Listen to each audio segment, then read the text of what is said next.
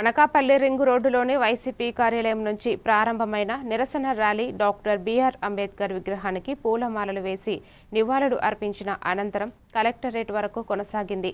Mega DSC పేరుతో నిరుద్యోగులను ప్రభుత్వం మోసం చేసిందని వైసీపీ యువజన విభాగం ఆరోపించింది. జక్కంపూడి రాజా ఆధ్వర్యంలో జరిగిన ఈ కార్యక్రమంలో బూడి ముత్యాల నాయుడు, గుడివాడ అమర్నాథ్, బొడ్డెడ్డ ప్రసాద్, బీశెట్టి వెంకట సత్యవతి తదితరులు పాల్గొన్నారు. నిరుద్యోగులకు న్యాయం జరిగే వరకు పోరాటం కొనసాగుతుందని నేతలు తెలిపారు.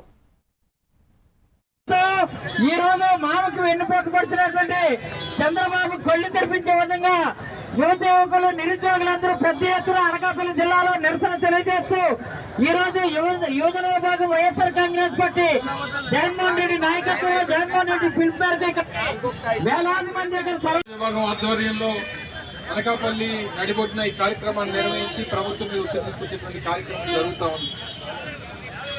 డిఎస్సి పేరిట లక్షలాది మంది యువతీ యువకుల్ని మభ్యపెట్టి వారి భవిష్యత్తుతో చెలగాటలాడి కనీసం వారు అధికారం ఇచ్చినందుకు, ఈ రాష్ట్రంలో ప్రజలు అధికారం ఇచ్చినందుకు కొంచెం కూడా వారి మీద కనికరం లేకుండా మోసంతో ఈ రోజు